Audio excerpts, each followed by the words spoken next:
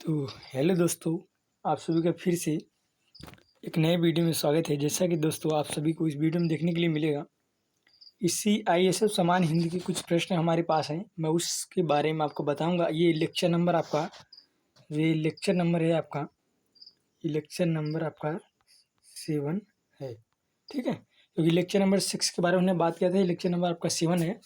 और इसमें बात करेंगे हम CISF के कुछ प्रश्न हैं, जैसा कि आपको देखने के लिए मिलेगा वीडियो में। तो इससे पहले मैं आपसे एक छोटा सा रिक्वेस्ट करना चाहूँगा।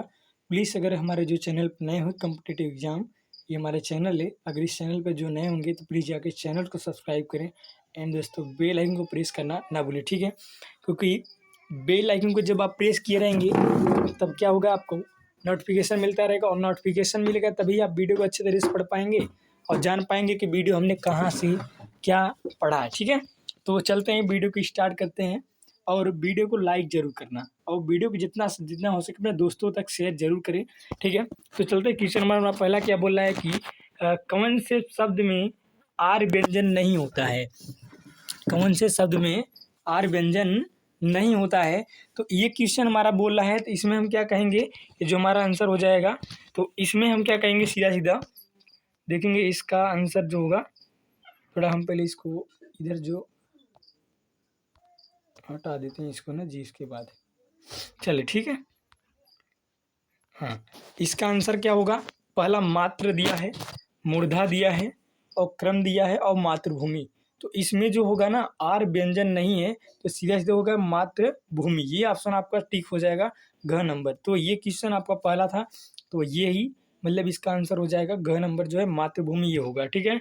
तो अगले क्वेश्चन की तरफ बढ़ते हैं। अगला क्वेश्चन हमारा क्या कर रहा है, अगला क्वेश्चन कर रहा है कि स का उच्चारण स्थान है, मतलब स जो है आपका, उसका उच्चारण स्थान पूछ रहा है। क्या उच्चारण हमको बताना है। तो उच्चारण स्थान क्या होगा, आप सीधा से समझिएगा। जो आपका है इसमें पहला दिया है कंठ, तालु, तन, दंत और मूर्धा। लेकिन यहाँ पर अर्थ हो जाएगा इसका भी घ नंबर ही सही होगा, क्योंकि स का उच्चारण स्थान जो होता है वो मूर्धा ही होता है। क्या वो जो स शब्द का हम उच्चारण कहाँ से करते हैं, स मूर्धा का मतलब समझ रहे हैं ना, स जो हम बोलते हैं, तो ये हमारा मूर्धा शब्द, मतलब मूर्धा से ही क्या करते हैं, हमारे स का उच्चारण शब्द स्थान निकलता है। तो ये होगा इसका, ठीक है ना। अब चलते हैं हमारे तीसरे नंबर क्वेश्चन की तरफ अगर बात करें, तो यहाँ देखिए क्वेश्चन नंबर तीसरा है, ठीक है ना। ये आपका जो लिखा गया है, थोड़ा ये क्या हुआ, इसको पहले हम काट देते हैं, क्योंकि ये, ठीक है। ये आपका जो क्वेश्चन नंबर है, ये आपका तीसरा नंबर क्वेश्चन है, ये आपका तीसरा नंबर क्वेश्चन है। तीसरा नंबर क्वेश्चन है, देखिएगा बहुत बढ़िया से। तो तीसरे नंबर क्वेश्चन में क्या बोला जा रहा है कि संज्ञा का भेद नहीं होता है।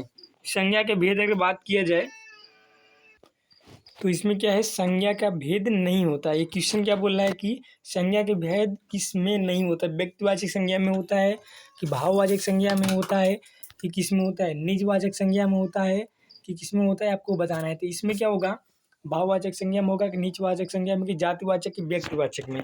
तो इसका आंसर अगर कहें तो ये ग नंबर आपका सही होगा, क्योंकि निजवाचक जो होगा ना, निजवाचक में क्या होता है, निजवाचक में क्या होता है कि दोस्तों संज्ञा का भेद नहीं होता है, ठीक है ना, यही होता है। तो इसका आंसर हमारा जो होगा ग नंबर आपका सही हो जाएगा, ठीक है ना। तो अगले स्लाइड के नंबर चलते हैं। क्वेश्चन नंबर हमारा जो तीसरा नंबर हो गया, चौथे नंबर क्वेश्चन की तरफ बढ़ेंगे, ठीक है ना। चौथा नंबर क्वेश्चन हमारा जो है वो क्या कर रहा है, यहाँ पर देखिए गिनती जो क्वेश्चन नंबर 3 आपका दिख रहा है, वहाँ पर चौथा है, जिसको आप देखिएगा। मैं चौथे नंबर क्वेश्चन हम बोलते चलेंगे, क्वेश्चन नंबर आपका चौथा है, ठीक है ना। चौथे नंबर क्वेश्चन की तरफ बढ़े तो चौथा नंबर क्वेश्चन आपका है। तो यहाँ पर क्या होगा कि वचन, देखिए निम्नलिखित में से कौन सा शब्द पुल्लिंग है, निम्नलिखित में से कौन सा शब्द पुल्लिंग है वो आपको देखना है। लेकिन यहाँ पर पहला ऑप्शन दिया है वचन, हानि, उसके बाद क्या दिया है, प्यास, बचत, ठीक है ना। तो यहाँ आपको देखना है कि बोला क्या जा रहा है, ये बोला जा रहा है कि निम्नलिखित में से कौन सा शब्द पुल्लिंग है। तो पुल्लिंग जो होगा इसमें का, तो सबसे पहले बताएं तो इसमें जो क नंबर है ना, क नंबर ही आपका सही हो जाए, क्योंकि पुल्लिंग जो होता है वो वचन, इसमें क्या बोल रहा है कि पुल्लिंग शब्द जो है वो वचन है, ठीक है ना, वचन एक क्या है, पुल्लिंग शब्द है, ठीक है ना, यही होगा। तो इसमें का क नंबर जो होगा ये क नंबर ही सही होगा, बस इस पे टिक कर देंगे, ठीक है ना। इसी प्रकार से आपको CIC में क्वेश्चन पूछे जाएंगे 100%, तो आप इसको समझ लीजिए कि 100% ये क्वेश्चन आपको बनने वाले हैं। तो आप प्लीज़ तैयारी करके जाइएगा, क्योंकि क्वेश्चन आपको बनेंगे अच्छे तरह से। तो प्लीज़ क्वेश्चन को रट के जाइए एकदम बढ़िया से, उखाड़ के। अब की बार अपने को क्या हो गया यार, बढ़िया से अब की बार स्कोर करना है, ठीक है ना, अपने को स्कोर करना है अच्छे तरीके से, इसीलिए कि अपने आप को अच्छे तरीके से पढ़ें, ठीक है ना। चलते हैं क्वेश्चन नंबर हमारा जो है अगला 5वें नंबर की तरफ बढ़ेंगे, ठीक है ना। 5वां नंबर क्वेश्चन हमारा क्या बोल रहा है कि सदा ही, ये 5वां नंबर क्वेश्चन है, सदा ही बहुवचन में प्रयुक्त होने वाला शब्द है।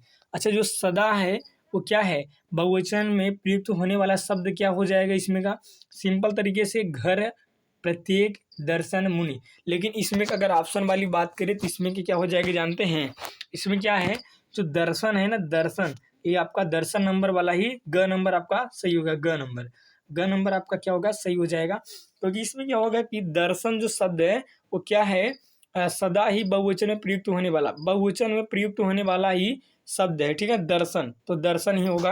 अब क्वेश्चन नंबर चलते हैं 6वें की तरफ। तो क्वेश्चन नंबर हमारा जो 6वां बोल रहा है वो क्या है, 6वां क्वेश्चन बोल रहा है कि क्या आप घर भी जाएंगे, वाक्य में रेखांकित पद है। जो यहाँ पर आपका आप दिया गया है ना, ये बोल रहा है कि क्या आप, मतलब आपसे पूछा जा रहा है कि क्या आप घर भी जाएंगे, वाक्य में रेखांकित पद है कि आपको कौन सा है, संज्ञा है, विशेषण है, सर्वनाम है, क्रिया है। तो यही आपको बताना है। तो ये वाक्य में ये पूछा है, बहुत अच्छा क्वेश्चन पूछा है कि क्या, मतलब क्वेश्चन समझिए कि क्वेश्चन क्या पूछ लिया है, कितना अच्छे तरीके से, ठीक है ना। तो यहाँ पर क्या होगा, आप हम यहाँ पर बताएंगे तो ये इसका आंसर हो जाएगा आपका। देखिए, जो सर्वनाम है, सर्वनाम क्या होता है कि घर आपसे पूछा जा रहा है, कि ये आपसे पूछा जा रहा है कि क्या आप घर भी जाएंगे, तो ये हमसे नहीं आपसे पूछा है, इसलिए सर्वनाम होगा। क्योंकि सर्वनाम में क्या होता है कि मतलब किसी दूसरे की मतलब विशेषता बतलाई जाती है सर्वनाम में, मतलब उनका क्या होता है रेखांकित जो पद इसमें पूछा, क्योंकि सर्वनाम एक ऐसा ही क्या है कि सर्वनाम में किसी दूसरे के बारे में बताया जाता है, सिंपल तरीके से आपका सर्वनाम हो जाएगा, ठीक है ना। तो चलते हैं, ये क्योंकि आपका देखिए छठवां, ठीक है ना, 6वां नंबर क्वेश्चन था। तो ये आगे चलेंगे हम 7वें नंबर क्वेश्चन की तरफ। 7वां नंबर जो क्वेश्चन हमारा बोल रहा है कि देवता शब्द का पर्यायवाची शब्द है, मतलब देवता जो है आपका, अच्छा देवता जो बोला जा रहा है ना, तो देवता शब्द का पर्यायवाची शब्द क्या है वो आपको बताना है, कुछ करना नहीं है। देखिए सिंपल तरीके से, तो यहाँ पर जो आपका देवता शब्द का पर्यायवाची शब्द पूछ रहा है, इसमें पहला दिया है सूर्य, अमर, देव, सुधाकर। लेकिन इसमें का अगर आंसर की बात करें, सुधाकर हो जाएगा, क्योंकि सुधाकर इसलिए होगा, सुधाकर आपका इसलिए होगा, ठीक है ना, सुधाकर आपका इसलिए होगा क्योंकि इसमें वो देवता शब्द का जो होता है, फिर सूर्य हम नहीं कहेंगे, अमर भी, देवता जो होते हैं आपका अमर भी, मतलब कहते हैं ना कि अमर नहीं हो सकते, मतलब आप लोग कहते होंगे कि देवता जो होते हैं अमर रहते हैं, लेकिन ऐसा कुछ नहीं, हर सजीव को जो होता है उसकी मृत्यु होती है। अब देव भी नहीं हो पाएंगे, क्योंकि देवता शब्द का पर्यायवाची देव नहीं होता है, सुधाकर होता है, ठीक है ना, सुधाकर के लिए हम करेंगे। इसमें का हमारा जो घ नंबर ऑप्शन है, ये घ नंबर ही सही होगा, ठीक है ना।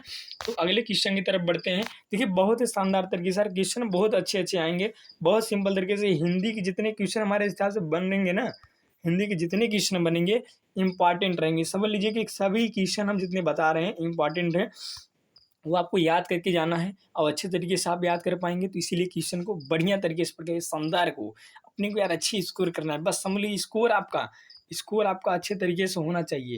तो स्कोर आपका अच्छे तरीके से होगा तभी हम क्या कर पाएंगे, अच्छे नंबर पाएंगे। तो अपनी जहाँ पर हमको जाना है अच्छे तरह से जाएंगे, ठीक है ना। तो अगले क्वेश्चन की तरफ बढ़ते हैं। तो क्वेश्चन हमारा जो आपका 8वां दिया है, 8वां नंबर क्वेश्चन है, ये देखिएगा, ठीक है ना। वो आपका जो हमने बताया स्लाइड नंबर जो अभी 7वां क्वेश्चन था, ये 8वां क्वेश्चन है। ये 8वें क्वेश्चन में क्या बोल रहा है कि उत्थान शब्द का विलोम। अच्छा, उत्थान शब्द जो है उसका विलोम क्या होगा, उत्थान शब्द का मतलब शब्द का जो होता है विलोम पूछा है। तो यहाँ पर आपको बताना है कि उत्थान शब्द जो है उसका विलोम शब्द हमें बताना है, बाकी कुछ नहीं करना है। इसका विलोम बताइए। तो यहाँ पर जो उत्थान शब्द पूछा जा रहा है कितना सिंपल तरीके से समझ लीजिए कि उत्थान जो है तो एक पतन है, उड़ान है, अर्ध है, ध्रुव है। तो इसमें आपका क्या आंसर होगा? इसमें आंसर होगा आपका क नंबर, क्योंकि क नंबर क्या है? पतन। पतन ही उत्थान शब्द का विलोम होता है, ठीक है ना। उत्थान का पतन होगा, ठीक है ना। ये उड़ान उड़ान तो नहीं कहेंगे, उड़ान तो नहीं हो सकता भाई। अर्ध भी नहीं होगा और ध्रुव भी नहीं होगा, क्योंकि ये हमारे सब गलत हैं। ये तीन हमारे गलत हैं। हमारे कौन सा शब्द है, मतलब जो क नंबर है पतन, वही हमारा सही है। क नंबर ही हमारा राइट है। तो इस पे टिक लगाइएगा, ठीक है ना। इसको आप लिखते भी चलिए, कापी कलम लेकर बैठेंगे, बस हम तो आपसे यही कहेंगे।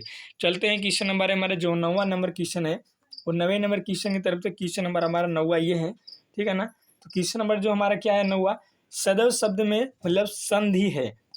सदैव शब्द में संधि आपको क्या है? गुण संधि है कि दीर्घ संधि है कि वृद्धि संधि है कि अयादि संधि है। लेकिन अब देखिए इसमें सदैव जो होता है ना, अयादि शब्द, देखिए अयादि संधि जो होता है ना, इसमें सदैव मतलब क्या होता है कि किसी फिक्स, मतलब क्या होता है किसी के बारे में बताते हैं तो सदैव उसी के बारे में बार बार बताया जाता है। सदैव उसी किसी चीज के बारे में बताया जाता है तो अयाद संधि में होता है। तो सदैव अगर किसी चीज के शब्द में बात किया जाए तो इसमें समझ लीजिएगा कि अयाद संधि होगा। सिंपल तरीके से आपका घ ऑप्शन सही हो जाएगा, ठीक है ना। समझ लीजिए कितनी इंपॉर्टेंट क्वेश्चन है, इसीलिए कह रहे हैं कि बहुत सिंपल तरीके से ऐसे इजीली क्वेश्चन आएंगे यार, आप लिख के जाइएगा। इंपॉर्टेंट है भाई, इंपॉर्टेंट एकदम, ठीक है ना, राइट है। आपका जो बताया जा रहा है इंपॉर्टेंट सभी हैं, समझ लीजिएगा। चलते हैं क्वेश्चन नंबर है हमारा जो 10वां नंबर है। अच्छा 10वें नंबर क्वेश्चन में क्या कह रहा है कि देखेंगे 10वें नंबर क्वेश्चन में बहुत दिनों बाद, ये 10वां नंबर आपका क्वेश्चन है। ये बोला कि बहुत दिनों बाद कितना अर्थ के मतलब दिखना, मतलब बहुत दिनों बाद दिखना अर्थ के लिए मुहावरा। अच्छा जो कहते हैं ना कि बहुत दिनों के बाद दिखाई दे रहे हो यार, इसका अच्छा आप लोग अपनी भाषा में बोलते हैं घर पे कि बहुत दिनों बाद दिखाई दे रहे हो यार, तो इसका जो मुहावरा होगा ना, इसका मुहावरा का मतलब समझ रहे हो ना। तो इसका क्या होगा? कोसों दूर हो जाना, ये तो नहीं होगा। गुदड़ी का काला होना, ये भी तो नहीं होगा। अच्छा ईद का चाँद होना, और तब, अब और तब। तो इसमें आपका देखिए जो आपका है क नंबर भी नहीं सही है।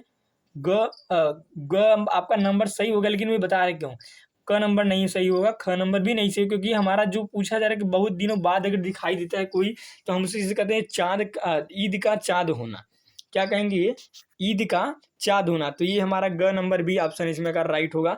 तो इसमें जैसे कि कहते हैं ना, कोई चीज़ अगर हम किसी लोग से कहते हैं यार तुम बहुत दिनों बाद दिखाई दे रहे हो, तो उसका जो अर्थ निकलेगा तो ईद का चाँद होना निकलेगा, ठीक है ना। तो अगले क्वेश्चन की तरफ चलते हैं, देखेंगे कि क्वेश्चन हमारा हमारा क्या है। 11 नंबर जो सॉरी 10वां नंबर क्वेश्चन हमारा जो है, देखेंगे।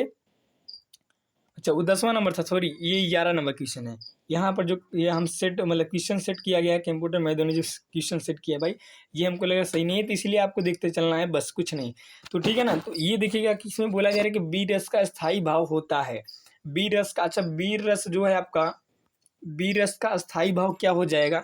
सिंपल तरीके से देखिए, कुछ है नहीं यार, इतने सब हमारी हमारे हिसाब से लग रहा है कि बहुत क्वेश्चन इतने अच्छे अच्छे आए हैं, कभी मत करिए। अच्छा वीर रस का मतलब समझते हो क्या? वीर जो होते हैं, वीर जो वीर लोग होते हैं जो लड़ते हैं, तो उनको एक तरह से उत्साहित करते हैं। तो उत्साहित करना ही उसका भाव, उसकी जो भावना बढ़ाना की बात करते हैं, तो उसको उत्साहित करके उसकी भावना को बढ़ाते हैं। तो यहाँ पर उसका आंसर हो जाएगा उत्साह। क्रोध तो नहीं करें। अच्छा कोई वीर है, तो वीर जो लड़ने के लिए जाता है तो उसको हम क्रोध करेंगे नहीं, शोक भी नहीं करेंगे, मतलब उसको दुख में भी नहीं डाल रत्ती, मतलब ये भी नहीं करेंगे। तो सिंपल तरीके से हम उससे उत्साहित करेंगे, तुम अच्छे तरीके से जाकर लड़ना है तुम्हें। तो वो आपका क्या होगा? अस्थायी, मतलब उसकी जो भावनाओं को हम कदर करेंगे, उसको उत्साहित करेंगे, क्योंकि वो उत्साह रहेगा तभी, क्योंकि उसको हम जागरूक करते हैं, एक तरह से जागरूक कहेंगे। लेकिन यहाँ पर जागरूक नहीं दिया, उत्साहित दिया, तो उसको मतलब उत्साह कहेंगे। तो ये आपका आंसर ये होगा, ठीक है। तो ये क्वेश्चन हमारे थे, इतने समान हिंदी से हमारे क्वेश्चन बताए गए थे। हिंदी में ही हमने क्या किया, आपको 11 क्वेश्चन बताए हैं। तो 11 क्वेश्चन समझ लीजिए कि हमारे हिसाब से कि इम्पॉर्टेंट हैं, क्योंकि बहुत ज़्यादा इम्पॉर्टेंट दिखाई दे रहे हैं। तो क्वेश्चन आप रट के जाइएगा, क्योंकि ये इसका जो क्वेश्चन बताया जा रहा है बहुत इंपॉर्टेंट है, इसलिए आप तैयारी करके जाइए। प्लीज़ आपसे रिक्वेस्ट है कि वीडियो को हमारे जितना जितना हो सके हर बच्चे के पास पहुँचे जो CISF की तैयारी कर रहा है। CISF की जितने मतलब जितने बंदे तैयारी कर रहे हैं सबको वीडियो पहुंचाइए, क्योंकि हर बंदे के पास वीडियो पहुंचेगा, कहीं तभी जानेगा यार स्कोर किस तरह से ना, लेकिन क्वेश्चन अच्छे तरीके से बनेंगे तो अच्छे नंबर आएंगे, तो वही बात है। तो चलते हैं। तो फिर मिलते हैं अगले वीडियो में, तब तक के लिए थैंक यू सपोर्ट। जय हिंद, जय भारत, वंदे मातरम। तो बाय।